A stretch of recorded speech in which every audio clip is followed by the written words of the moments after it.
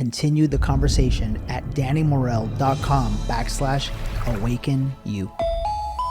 Welcome to this week's episode of The Higher Self. I got to be honest with you guys. We're here in the middle of our relationship intensive. It's a 3-day workshop we do 4 times a year. We focus on relationships, finances, health, and spirituality, and this has been deep. Would you guys agree? I am literally feeling this. Anybody else breathing freer for the first time? Anybody? Yeah. I think this is going to be a special conversation because we have our friend Emily Freeman back. Emily, how are you? Thank you. I'm great. It's so exciting to be here and to be with all of you. I mean, this room, the energy in here is transformational. You guys had me emotional even just observing the exercises, and it's just so wonderful what you're doing here. I'm glad you're here, and I'm glad you had a chance to witness what this was all about. You know? Emily, for the listener that's listening, why should they listen to this conversation? Well, if you want to be in a partnership, a fulfilling partnership, or you are in a partnership and maybe it's not exactly what you thought it was going to be, it's not meeting your expectations, this episode, I believe, is going to help you understand how to connect with yourself in order to fully connect with somebody else. Because most of the time, as you guys have seen a lot today, a lot of our barriers in relationship, a lot of what we don't allow ourselves to experience is not because of somebody else. It's because of us. So when we understand how to truly connect with that part of us that's so scared and so fearful and so guarded, we can actually experience the partnership that we want. And so a lot of what I teach is to throw away the tactics, right? Because a lot of people come to me wanting to find their dream partner. But those are only going to create more divide. They're only going to make you feel more insecure because you aren't truly being you, and you're asking the other person to also not truly be them. And so this is about really creating conscious connections with somebody romantically. So I'm really excited. I love that. And you are, just for our audience here and in internet land, you're a dating coach. I am a dating coach, yes. So what is a dating coach exactly? Yes. How does that work? So like I said, I do help people better understand how to create relationships with themselves so that way they can connect with another. So I help you first understand, what are your current dating patterns? What does that look like? What have you been doing that's gotten you to the place that you're in now, or your relationship patterns? And then how do we actually change those? Not just on a conscious level, because we can all say that we deeply desire this partnership, but our actions don't match it. So how do we actually get our actions to match it? Well, we have to look at the subconscious level. And as you guys learned earlier, the somatic level too, right, in your body. And so it's really important to look at it holistically and say, okay, I've created my current reality today and taking that ownership. How do I create the reality that I want tomorrow? So we look at those patterns, we then change them. And then I also help you understand how to balance your masculine and feminine energies as well in order to match with the partner that you will actually feel connected to. So many of us end up attracting somebody in the most beautiful ways that shows us exactly where we're not whole. And we get to see that reflection. And so through our coaching, we look at, okay, what are those patterns and what are you truly meant to open up and learn right now in order to attract the right person for you? And so looking at those dynamics, looking at where you might be disconnected from your masculine, disconnected from your feminine, and being able to then connect with somebody who is in their core energy while you're in your core energy. And then the last piece of it is looking at more practical relationship skills. How do we communicate in a way where we can actually hear each other? How do we practice listening? How do I actually show up in a way that inspires the other person to want to get closer to me? So it's really a 3-part process. Okay, I love that. So part number 1 was looking at programming. The parts of, the programming within. Yes. Part number 2 is masculine and feminine energies, right? I want to focus in those two. Sure. Because you said something to me prior to coming up. You said, there's 100 ego deaths that you have to go through in order to get partnered, in order to find a match, right? Yes. And I'm going to say this for 2 different groups of people. If you're single, I think this is very important that you listen to this. But then also what we've discovered in this room is that if you're in a relationship and you never had those ego deaths, then you're still coming head to head with them, with your partner. And right? the same partner, just in a different body. Exactly, Yeah. absolutely. And until you deal with these things and until you have these ego deaths, which we'll describe in a second, you're going to keep going from partner to partner, continuously reliving the same experience, potentially blaming them, when in Correct. all actuality, there's a part of you that needs to heal. Yes. Yeah, does that resonate? Yes. So if you were to describe to me, you said ego death. For someone that's listening, like how would you best describe an ego death? It's a releasing of our stories and beliefs and actions that have created who we are today, right? So an ego death is really changing the way that you view yourself, the way that you view your relationships, the way that you view the world. Because we all have egos, right? They're there to protect us, right? It's a part of our subconscious that's been programmed to go, I know how to keep you safe, and this is what we're going to do to keep you safe. But in reality, a lot of those protective mechanisms are actually holding us back from the very thing that we want the most. So in order to get what we want the most, we have to step into a new version of ourselves. And when we step into a new version of ourselves, well, by nature, we have to release a part of ourselves to create space for that. Right. And that can be a very painful experience as much as you want it, going from your single identity, a single self, and whether you're dating or in partnership, you might still be in your single self, even if you're partnered, right? So going from that single self to a partnered self is a big journey, because a lot of us have been told that we have to keep our independence, that to make sure that someone doesn't hurt us. And so we separate ourselves from the entity of our partnerships instead of recognizing that we are a part of that dynamic and actually stepping into that to take full ownership and be in our partnered self.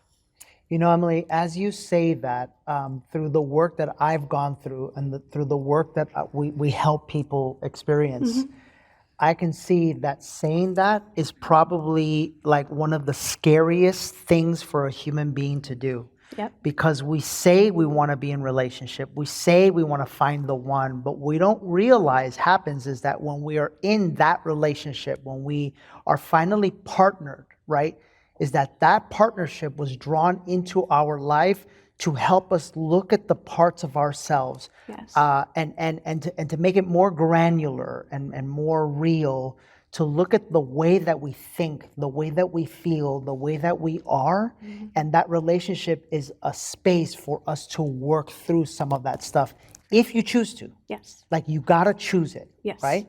So give me an example. Let's break this down, right? Give me an example of a way that we could think or feel about ourselves when we're single that has to go if you want to be not in a relationship, but in a beautiful, loving relationship. Because there's a difference, right?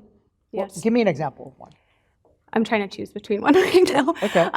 So I have a few, but one that feels really important to say today is the example of having a fantasy perspective of your partner, right? So especially in our modern dating world, we have the illusion of so many options around us that it's so easy to go, oh, well, I like everything about him or her, but I want their hair to be slightly different, right? I'm going to go on to the next one.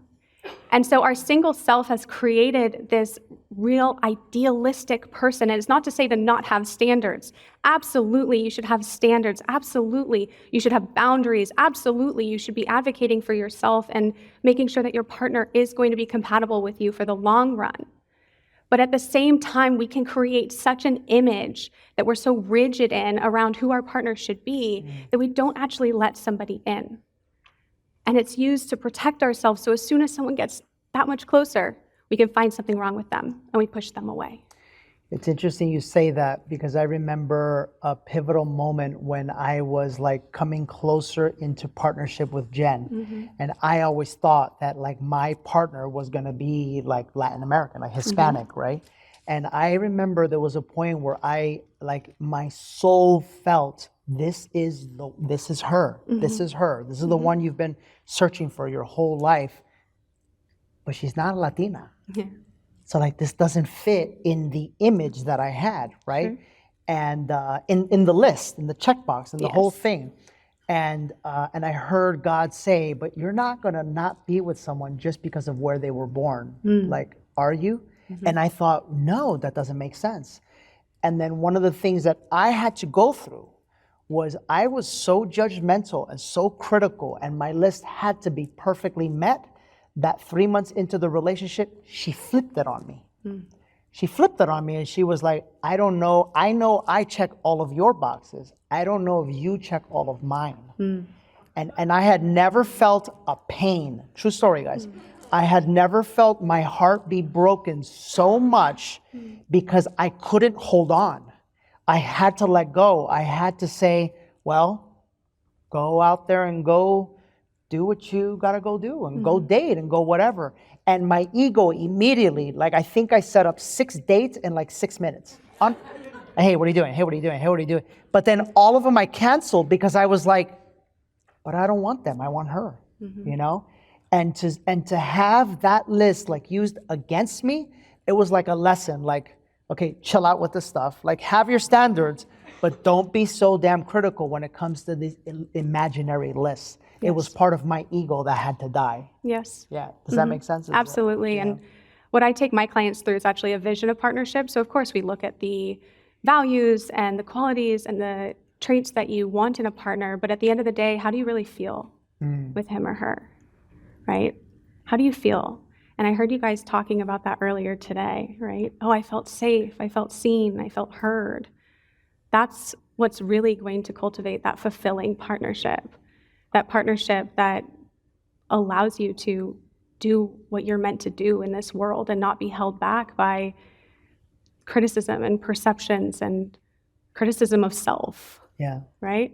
Yeah. In my partnership, he's been such a beautiful mirror of how I don't need to criticize myself, right? So it's wonderful. Yeah, for sure. As you said that, I thought about masculine and feminine because I thought like the list is very masculine. It is. But like feeling is very feminine, right? My question to you is, what happens when we go into partnership and yet we still don't let that part of us go? What happens when we're actually in a relationship? Yeah, chaos. And if you are familiar with chaos, then you will continue to gravitate towards that. And it's going to be really hard to allow yourself to not experience that chaos because it will be uncomfortable, because you'll actually be seen. You won't be distracted by the self-sabotage or the protest behavior, right? In attachment theory, call it protest behavior or deactivating strategies. Either trying to bring someone closer to you through protest behavior in ways that are not actually going to create intimacy and closeness. They actually push someone away. Or deactivating strategies, trying to push somebody away who really wants to be close to you. And so we get into what a lot of people call the push-pull dynamic, and in attachment theory it's called the anxious avoidant trap, where one person has a subconscious fear of abandonment or rejection, and the other person has a subconscious fear of intimacy. And so when we get into this dynamic, if we're not letting go and allowing ourselves to process those fears and understand where they're coming from and understand they're our own, because it's really easy to project that onto someone else. That's right. Right? You're not giving me enough attention. You're not meeting my needs, right? Well, am I meeting my needs? Am I? Am I really taking care of myself, especially as women, right? Am I really nurturing that part of me that needs to be nurtured? Or am I asking a man to do all of that in a way that I don't even know what that feels like, right? How are you supposed to communicate with your partner what feels good if you've never experienced it within? So it creates this divide between you because ultimately you're still fighting the partnership and actually being in it and being fully committed to that. And I think a lot of our society is not set up for that anymore, right? It's really easy to say, this person just didn't do this right or didn't do that right. Now, it does take 2 people. It takes 2 people. So I say that lightly, but if you have someone else who wants to work at it with you, and if you're partnered in this room, that's so beautiful that you guys are here and you're investing in your partnerships and in yourself. It's amazing to see and to witness. Then forward march, right? But you have to do that work for you on your own, even if you're partnered. What happens, I said this earlier to you guys, if you guys remember, it's, as long as you're with someone that is willing, like willing to do the work. I get these questions all the time on Instagram and all over the place. It's like, I've been married for this long and, A, B, C, D, E, F, G, right? But they don't want to grow or they don't want to change.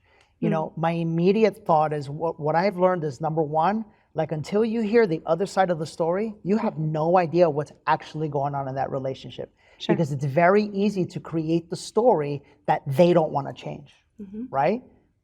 The question is, what could you have done or how could you have participated in causing them to take that stance? And the second question is that an imaginary stance, right? Because so often we create a story and then we hold our partners in the space of that story. And I'm going to be honest, this is for all of you, like 7 out of 10 times, it's complete bullshit. Yeah. Like I've met some of you where I've been on one-on-one calls with you guys and you guys are like, oh my God, my wife is this and she's this and she's this. And I'm like, damn, this one's going to be a bitch, right? Seriously, in my head. And then you bring them here and I'm like, they're really nice. Like, what you're telling me obviously wasn't true, which shows me you're just projecting everything onto the partner, So when both people do this, like when both people are living in chaos, like how do you find your way out of it? I see it as 4 different steps to actually becoming self-actualized in relationship. And I would write these down. These are going to be good. Yeah. So the first step is really cleansing of who you were in past relationships. So many of us hold on to our experiences in the past, and we have these stories about how we need to protect ourselves now, in the present, and in the future that we bring into our current or future partnerships. So the first step is really cleansing that part of you, understanding what your dating patterns are and relationship patterns are and where they came from. Understanding limiting beliefs that you have that are creating your current reality, taking full ownership that those relationships weren't just brought into you, you called them in for a reason, and trying to understand the reason for those. And then the second step is healing your single self. So a lot of that would include inner child work and understanding how you try to achieve love in your life. In what ways do you think you need to perform and be in order to be loved?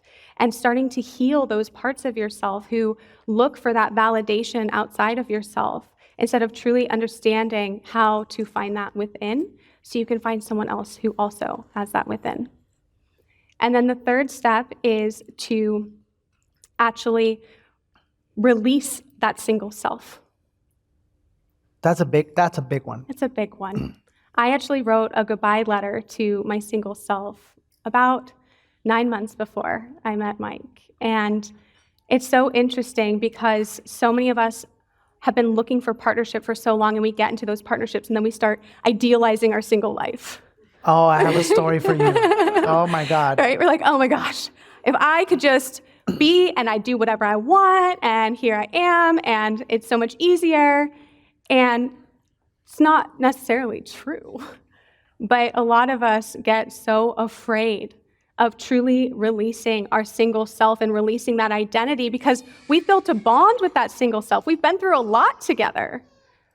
So actually releasing it, you're actually saying goodbye to that version of yourself. So it's really important that they know they don't truly have to leave, right? You're just not going to embody them anymore.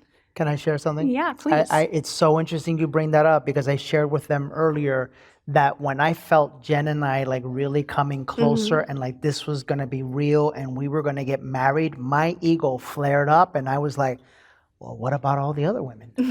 Like, you mean to tell me you're going to give up everything? And like my ego started to play tricks on me. Like I literally needed support through this because here I was, my heart was like, no, I know I want this woman, but my mind was like trying to like keep me from it. Yeah. And what I realized was I was afraid.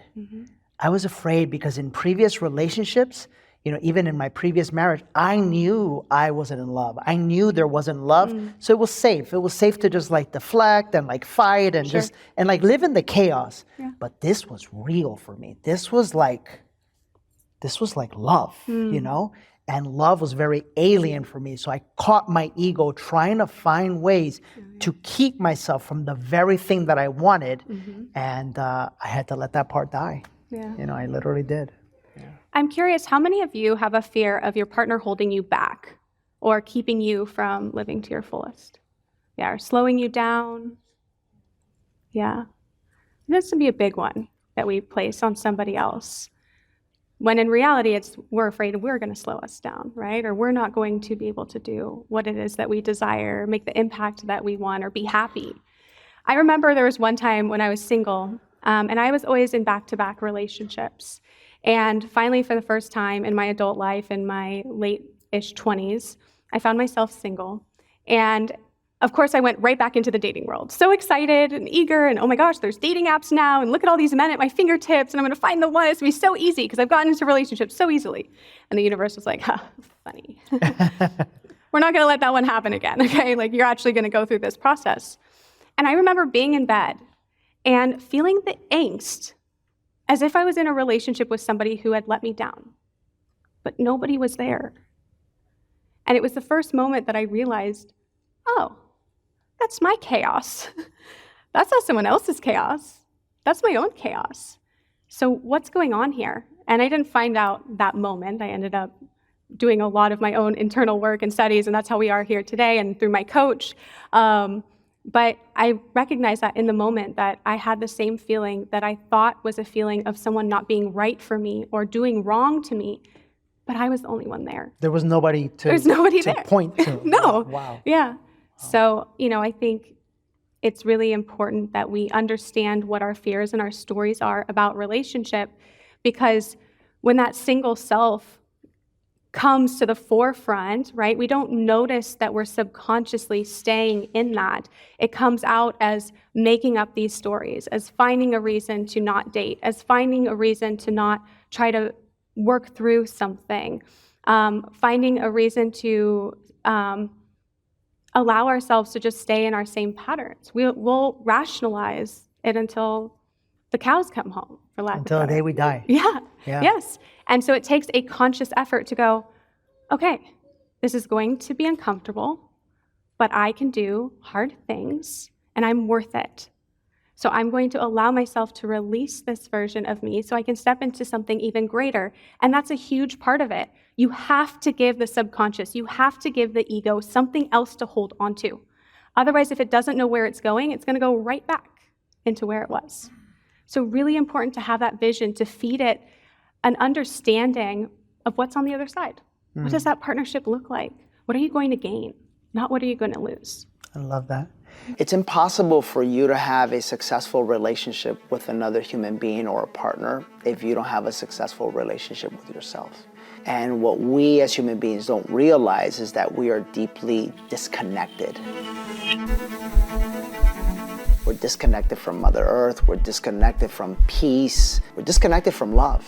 What we do at Awaken is we curate different exercises to help you reconnect first to yourself, and then the beautiful process of reconnecting to everybody begins. And that's why Awaken is so powerful. You'll do more in 3 days at Awaken than you would do 30 years anywhere else. I was so stuck, and now I feel peace. Awakening has been the best thing we have done for our marriage. Coming here, I realized that the answers were inside of me all the time. Head on over to DannyMorel.com/awaken now to get your tickets today. I want to take a moment for all of you here and all of you watching. Number one was cleanse, Yes. right? So my challenge to you, please, this is an invitation for all of you to really go here. And I say this because I had to go there in my relationship, right? So if you're single, great. You get to cleanse this now before another partnership. And if you're not, just like I had to, I needed to cleanse it in my partnership. Ready? And I want you to write it down just like this. What do I need to let go of from my previous relationship experience? For me, it's very well documented. It was the constant need to defend and to fight and to argue, and I always felt unheard. So then I show up in a relationship with Jen, and I'm like, "You're not hearing me." She's like, "What are you talking about? Of course I am." And I'm like, It was a part of me, Yeah. right? Maybe it's you. Maybe you don't trust. You know, a lot of the stories that us men in here were talking about. Maybe you've been through a divorce and you've had to give up like half of everything you worked through or worked for, and now you're afraid to make that happen again. This is all coming up for a reason, right? Maybe you were cheated on once, you know, which is terrifying, right? Which is sad, right? Maybe you were cheated on once, and you don't want to bring those emotions and those feelings into your next relationship, Right. because there's going to be a barrier. It's going to be a barrier, right? The second one was heal. The healing. Yeah. Yeah, allow yourself, right? Allow yourself to not become aware of the thing that you're bringing in, and then allow yourself to feel through it and heal it, right? And then the third was a big one, was release, right? What do I have to release about my single self? Some of us, we're married. I mean, I know my grandfather had a very difficult time releasing, because he was married and he fathered like 14 different children with like 7 different women while being married, by the way. So like, he obviously did not want to release, right? Don't be like that. Like, what do you need to release, right? About your single self. What do you have to let go of? And what's the fourth one? The fourth one is stepping into the partnered version of yourself. So putting on your crown, right? And really allowing yourself to create that identity of who you are as a partnered person. What does that look like? What does it look like for you to now not only be you, but half of a relationship, of another entity, right? To be part of a family with you and your partner. At a certain point, if you've been single for a while, it's really easy to keep qualifying your partner again and again and again and again, right? Well, I don't know. Are you going to be right for me? Are you still right for me? Or if you've had pasts where you've been in long-term relationships or marriages where someone changed, there was a big change, right? It's really easy to stay on guard and to continue to act as if you're still single in a partnership, wondering if that person is still right for you or not, instead of truly being in that partnership, knowing that you are half of that dynamic and being there to support. And to also make sure that you are taking ownership for your core energy and how you show up in it, masculine or feminine, in order to really cultivate that strong bond and polarity over time. You know what's coming up for me? The other day we got this question. A woman wrote us a question, like, what do I do, or what is happening if I'm in a relationship with my boyfriend, but he still follows a ton of like supermodel or like half-naked women on Instagram? Let me tell you, if he's still following models on Instagram, he's still living as his single self. Definitely. Right? He hasn't been willing to let go of that part of himself. Because in truth, it's a way of honoring. It's a way of honoring energetically the person that you're in relationship with, or quite frankly, honoring yourself, that partnered version of yourself. Yes. Yeah. Emily, you touched on this, and this was huge for me when I was single. I read the book Attached. I had no idea about these things called attachment styles. And when I read it, it was very illuminating to me because I could clearly see which one I was, right? Sure. So could you cover that for a moment? Sure. What are attachment styles? Yeah. So attachment styles are the way that we've learned to receive love, or ways in which we believe we aren't going to be loved. So there are 4 main attachment styles. There's anxious, which has a subconscious fear of abandonment. There's avoidant, which has a subconscious fear of intimacy. And then there's anxious avoidant, also called fearful avoidant, which is a subconscious fear of rejection. And then there's the secure attacher, who is comfortable with intimacy and experiencing conflict in relationship and understanding how to truly allow themselves to be seen and to see somebody else. And so in our lives, we have been told, or we've inherited certain stories about how we have to stay safe in order to be loved. You think about it as a child, right? Because our attachment styles are usually formed in childhood and early child years. we see our caretakers as a means of survival. So if we are not loved, well, we might not survive. So we look for patterns in our surroundings of how am I supposed to survive?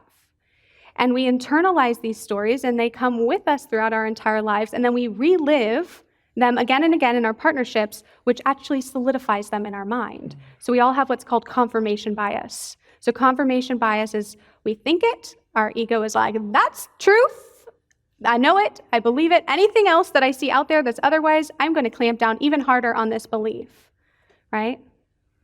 So if you've ever decided to buy a certain type of car or get a certain type of dog, and then you start seeing that car or dog everywhere, well, that's your confirmation bias, just showing you what it is that you want to see. So we take these stories and we relive them again and again to then decide, okay, that is an ultimate truth of the world, so therefore I need to be on the lookout for this in all my partnerships.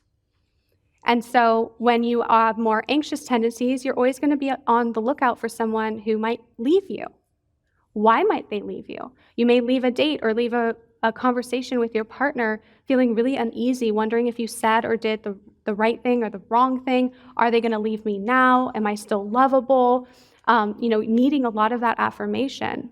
And anybody like that in here, by the way? That was me. No, I was the worst one. I was both of the bad ones. which is that would be more probably fearful avoidant is a combination of two. I was fucked up is what I was. Yeah, that's okay. Yeah. You're in good company. Yeah.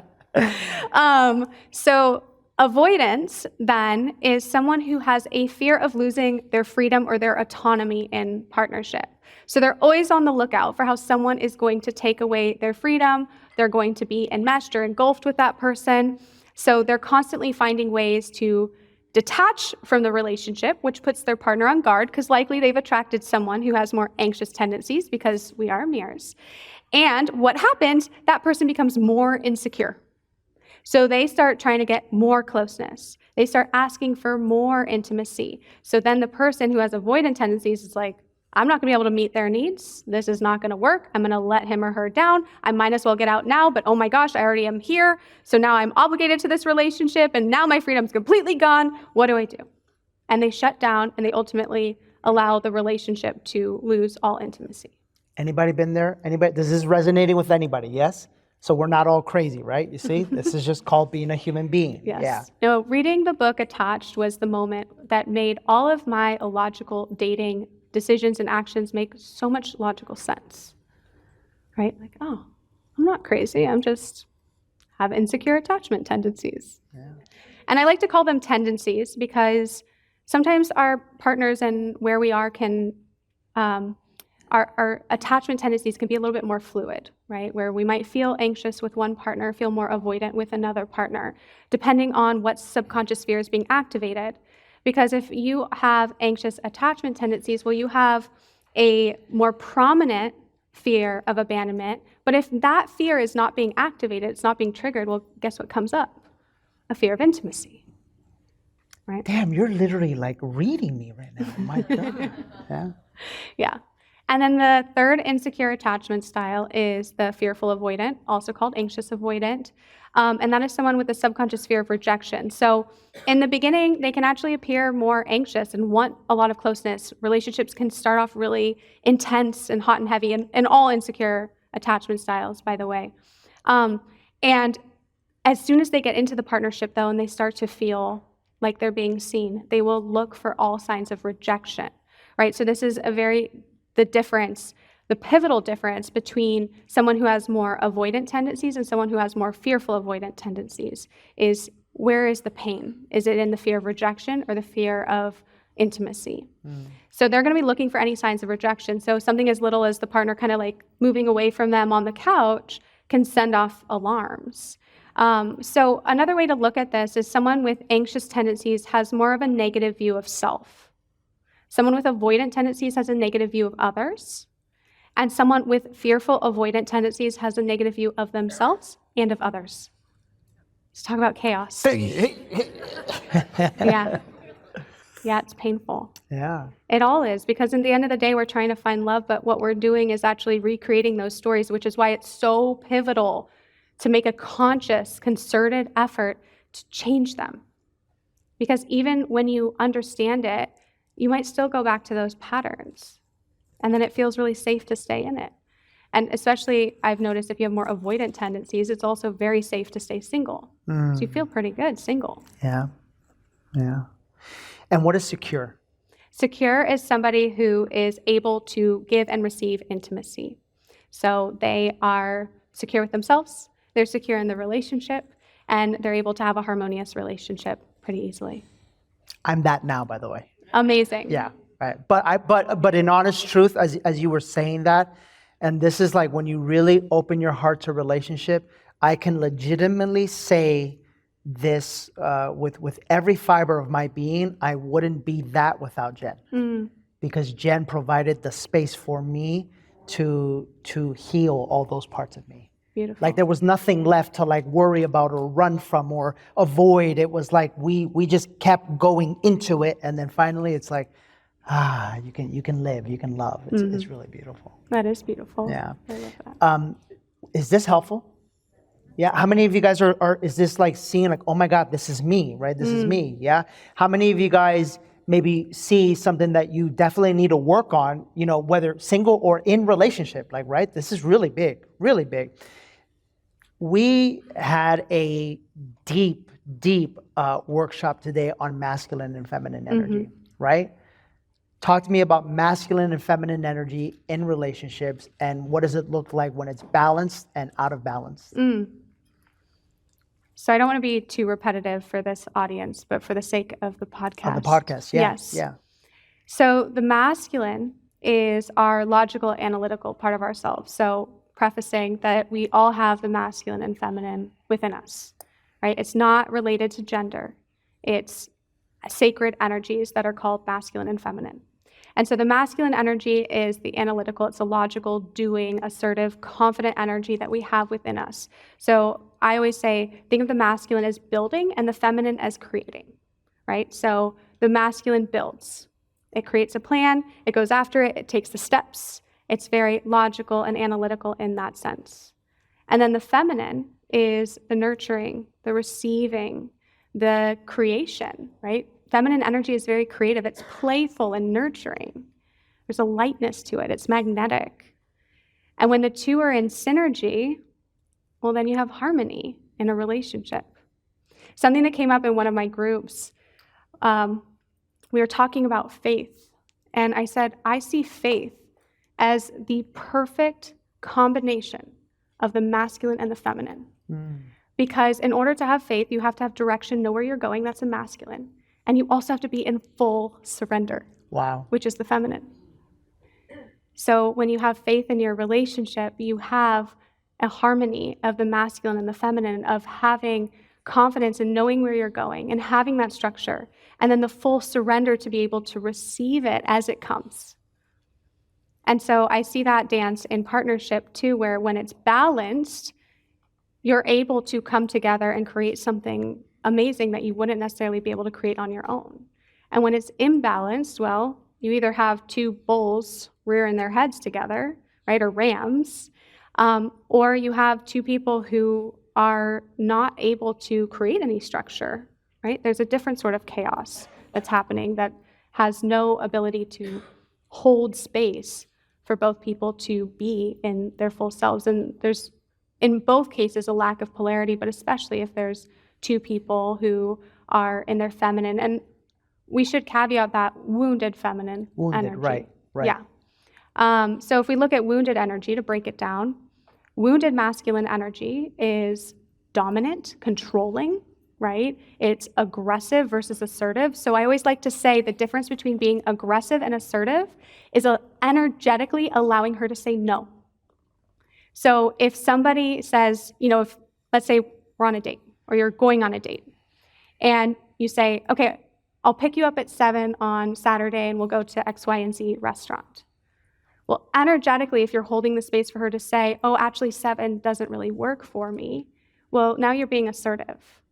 But being aggressive is saying, like, I'll pick you up at 7, be ready, and we'll go to dinner. And if she says no, you take that personally, right? That's being aggressive. So important to understand the difference between the two. It's very slight, but one is wounded energy and one is healthy energy. And then another example of wounded feminine energy is people pleasing, right? Or feeling really insecure, relying on someone else for affirmation. Those are all parts of wounded feminine energy. And so it's really important, especially when you are a man leading the dating process. If you are leading to try to please her, if you are leading in hopes that what you're doing is going to make her like you, well, you're actually in wounded feminine energy. You're no longer in healthy energy, and you're definitely not in healthy masculine energy, which creates polarity with a core feminine energy woman. Absolutely. How do people rebalance this in relationship? Well, it's really important to understand that whether you're a man or a woman, you have to heal both masculine and feminine energy. It's not a one or the other. And so the first step is to, one, identify what your core energy is, right? Where do I feel like myself? Where do I feel the most confident and free? Where do I feel really good and like me? And what type of partner also helps balance that? What type of partner really illuminates that piece of me, right? Because if you're going, okay, well, I'm a woman, but I feel like there's a lot of masculine energy in me, but I know I don't want to attract a man who has more feminine energy because that doesn't make me feel safe. That doesn't make me feel, supported and protected. Okay, well, how do I then understand, am I really core masculine energy, or has that been a shield or a guard that I've put up? Right? And so that's where you can start asking yourself those questions to understand, okay, if I want to attract somebody who's in this energy, masculine or feminine, what pieces of me do I need to look at and observe to go, okay, does something in me need to change, or does something in the vision of my partner need to change? Right? If you truly are a woman who feels core masculine and being with a man who has more core feminine energy feels good to you, well, then it's important to identify that, so that way you can find someone who's going to illuminate both sides. Can I say something? And by the way, this is for you ladies.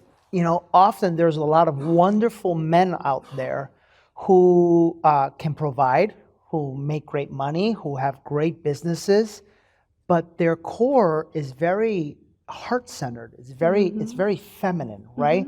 So we don't want to get confused with, I get these questions all the time. It's like, I want somebody that can provide for me, but I also want someone that's like really loving. Like in many ways, it's like, that's very balanced energy. Like when a man is in his balanced energy, he can do and be both, right? And you'll feel good in both the receiving, but also in giving him the parts of you that are going to help him as well. Yes. Yeah.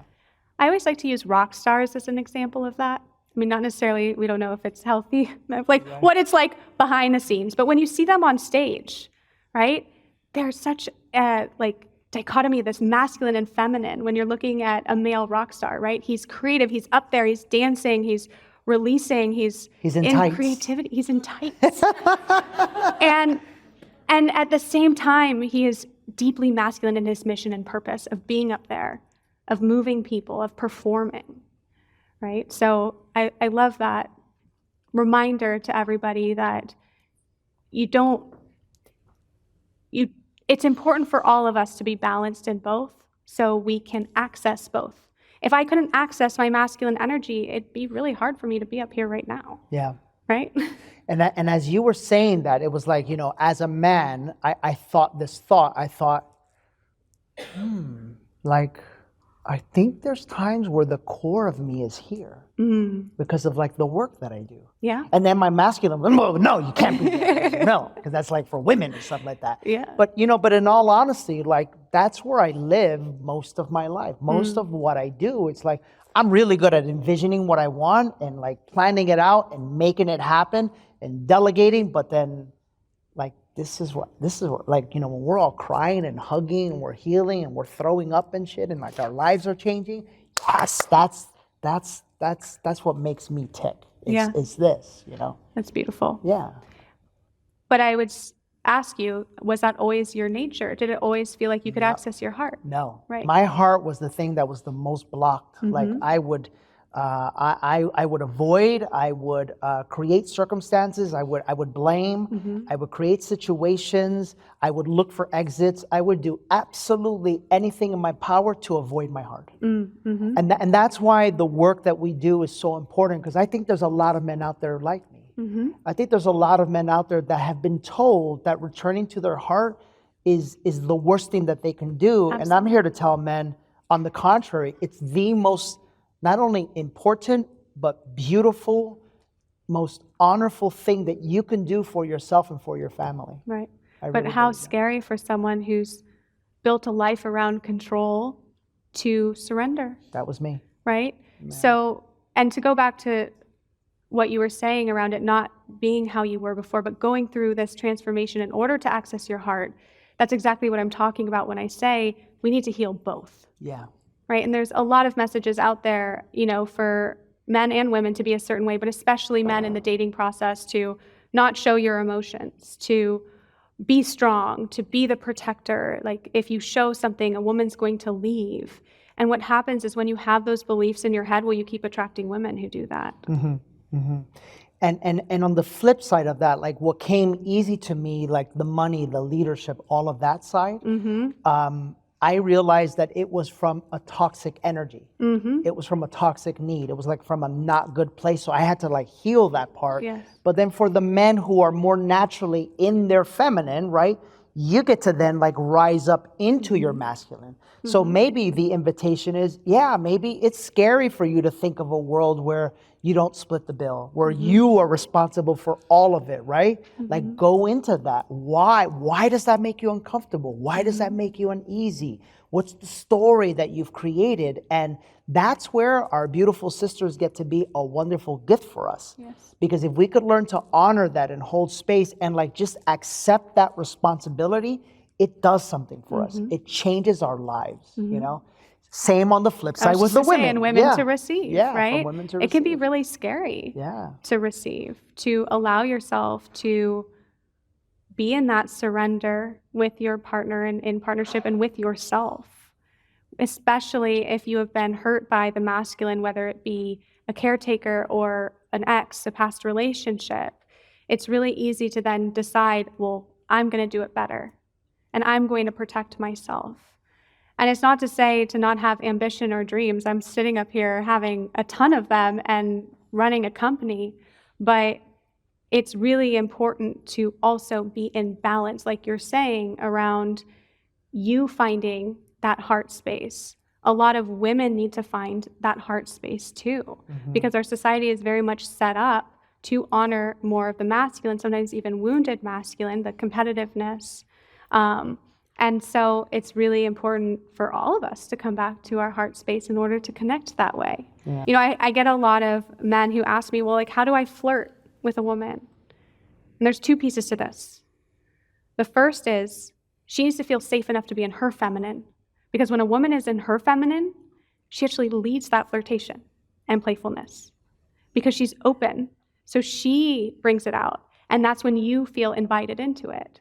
Right? So if you try to force that, or if you're trying to like create flirtation, she's like this, right? Like, what's your motive? What's going on? What do you want from me? And the second piece is you can't flirt from your masculine energy. Right? You can't flirt from here. It all comes from here. Like, think about comedians, right? I don't see them really telling jokes from their head. They're coming from their heart and their gut. Right? So when you're flirting, when you're teasing, when you're noticing something and going with that gut reaction, well, that's your feminine energy. I love that. I love that. I want to go. What are you guys all giggly over here for? Huh? What's going on over here? Oh, Sarah's doing her thing? Yeah. Sarah's a comedian, by the way. She's a comedian. Yeah. Oh, I love that. You're so welcome. Yeah, that's beautiful. Do we have any rock stars in the audience? Any rock stars in tights, huh? Yeah, we have a rock star right there. There you go. Yeah. Yes. I want to see your pink tights afterwards, okay? So, final thing I want to discuss with you. Sure. Like, I think that like the world of dating, How many single people do we have in here? Raise your hands, by the way. Okay, Ooh, a good beautiful. chunk. All right, right. So this is like, and in relationships, like talk to me about dating. Like dating in today's world, dating 101, like what's out there? And what's it like? And how do we get better at it? Yes. So I would say dating today is very different than what dating looked like 10 years ago, 20 years ago, because we have the ability to meet people in so many different ways. We also have now decided that our partners are going to be a lot more to us than we have in the past, right? So we've seen the pain of our parents or other loved ones going through divorce, and we've looked at that going, okay, how do I make sure that doesn't happen? Right? So we have these higher expectations now. And so the combination of the two makes the dating world a little bit trickier to navigate. Though I don't want you to internalize that as a limiting belief. I want you to ingrain the belief that dating comes easy for me. Like my dream partner just effortlessly enters my life. I can just be me in my life, right? But it's important that we do recognize some of the practicalities of it so you can understand if you are buying into any of those. So with the million options at our fingertips, whether it be dating apps or social media, we have this feeling of I can have whoever I want, while also then broadcasting all of these different images of different couples online too, that we feel like we have to live up to. So dating can become very disconnected, where both people are looking at their checklists, also going, do I feel this immediate chemistry with this person, right? Is it just fireworks within, the first few minutes of being on a date with somebody? And wanting to create something that may or may not be based on what's actually going to be beneficial in your life and what's actually going to bring you fulfillment, right? So looking at becoming more selective in the things that really matter to you in partnership is crucial to navigating the modern dating world.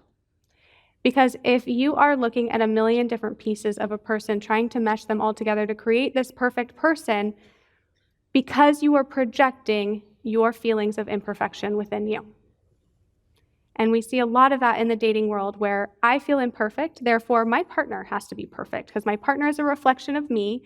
And so if people are going to see me and my partner together, they have to see perfection. That's big. Yeah. So we see a lot of that happening in the modern dating world. But I do believe that we attract that which we are. And so if you are able to step into the version of yourself who is truly able to attract the person that will benefit you, that will bring you fulfillment, not fulfillment that you couldn't get within. I want to caveat that. Yeah. Right? Fulfillment within, the partner adds to that fulfillment. Then we have to look at, okay, what are my deal breakers? And what are my nice to haves, right? So what are some things that are absolute no's for me?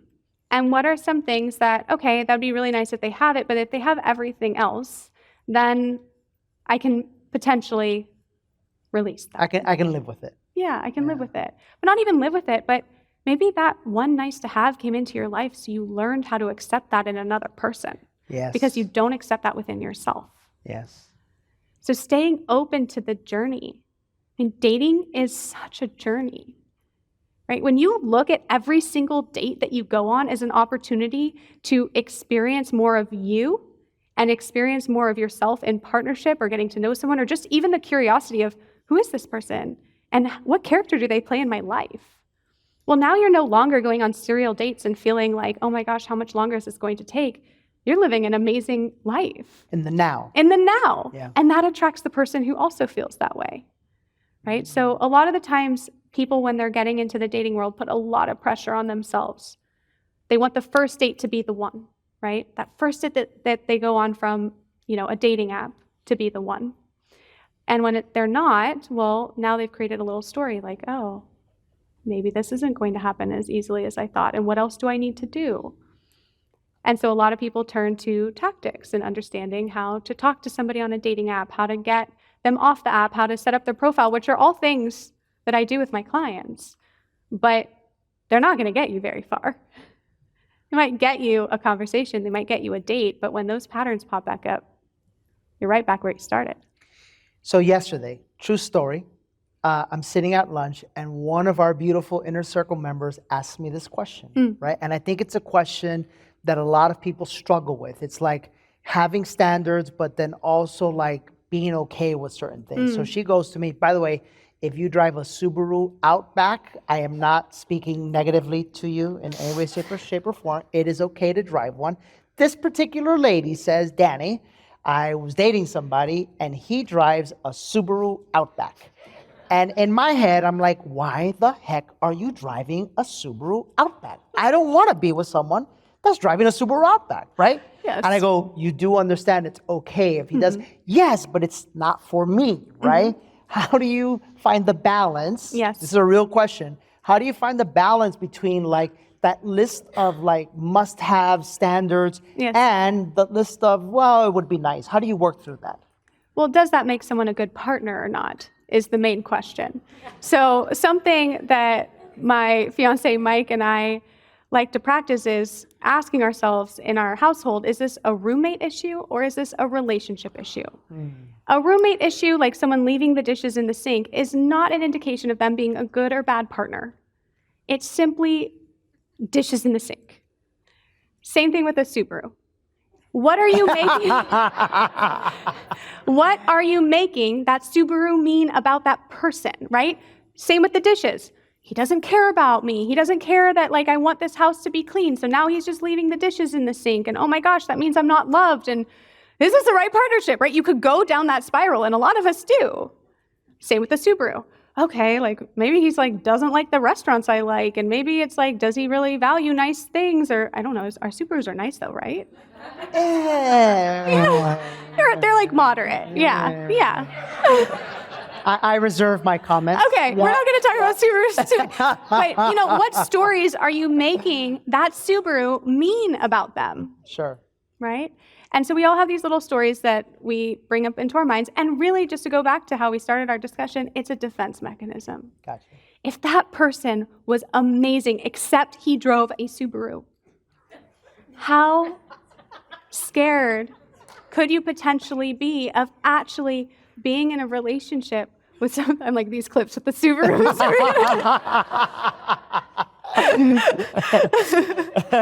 Like, Emily doesn't like Subarus. The last podcast. My brother drives a Subaru. I'm like, Remember the last podcast? They jumped all over you. Remember that? I remember you said on the clip. Something. You said it was always something. It's Yeah. something. Yeah, It's something. Yeah. Yes. People like to comment. Yeah. Okay, so. So anyways, if that person truly is aligning with your vision of the person that you feel like you could be with, and then you find that one thing about them, I'm going to call Mike out again. For me, it was his barbed wire tattoo. He has a barbed wire tattoo? Yep. He got when he was like 18 years old in the Marines. And for me, it was like, oh, this guy is great, but like that barbed wire tattoo, what am I going to do with that? Like, at least it won't show on our wedding day. Like, he'll have a tux. You know, my mind was going to all these different things because there was nothing else to hold on to. Yeah.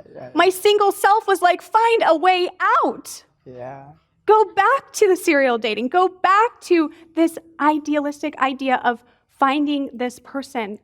Because when you actually have a dream of being in a partnership, there is a death that happens within you when you actually have it. That achievement, that sense of mystery, that idea of when is this going to happen and could this happen and what is this going to feel like is now in front of you. And you actually have to experience it. And a lot of us are not in our bodies and in our hearts enough to actually be able to experience it. And so we push it away because accessing that requires all the things that we saw today, which a lot of people don't want to do. Yeah. Thank you, Emily. You're Thank welcome. you. Yeah. I'd love to, you guys, I'm sure questions are coming up, yeah? And Casper, would the audio pick up the questions in the show? No, we need the microphone? Yeah, let's get some questions. Great. Has this been helpful? Yeah, absolutely. Absolutely, yeah. You have a question? Beautiful, yeah. And Casper, we'll edit it out so they only hear the question and the answer. And yeah, we need a microphone. Just raise your hands. Hi, Emily. Hi. So you're saying to get rid of your dating self or your single self before you get in a relationship. Is that correct? Or to say in an goodbye? ideal world, you can start to release that version of you. But if you're partnered, you can still do that as well. Something that I just want to caution all of you is when we enter the world of personal development, it's really easy to make ourselves into a project and think we have to achieve a certain level of inner peace, of self-worth, of whatever it is until we're ready for that next thing. But it's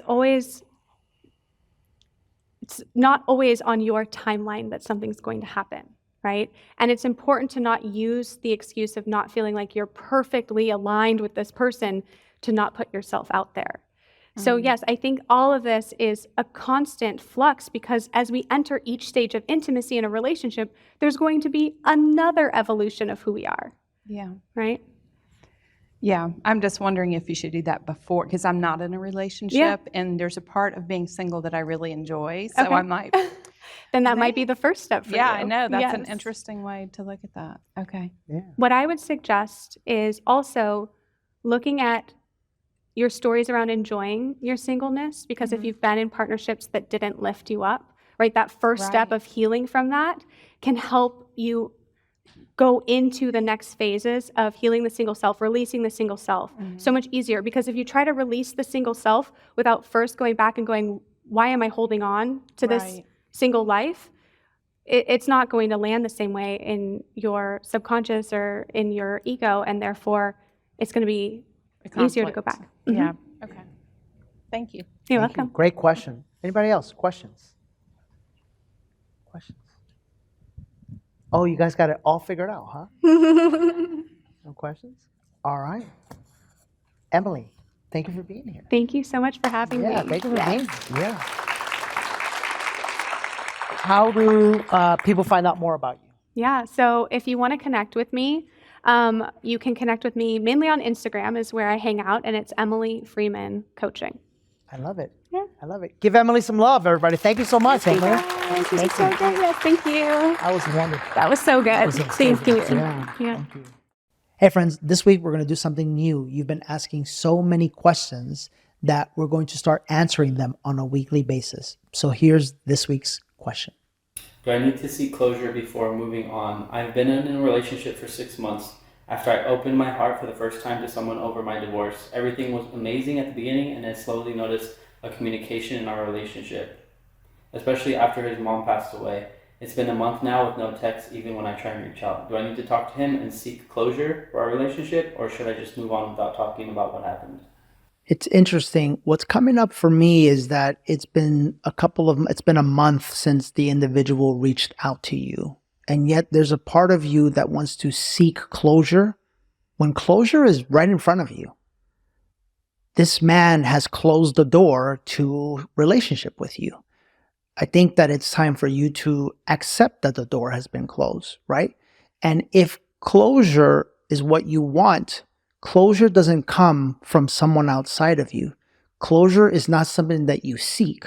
Closure is something that you step into in your own mind, your own heart, your own body, your own soul. So you can meditate that. You can cut the cord with this individual, and you can say that this chapter in your life is no more. You can thank him for the lessons he taught you, and you can send them off in love. Always remember, the answer and the power is not outside of you. It's not in another person. It's inside of you. So step into that power and give yourself the closure that you're looking for.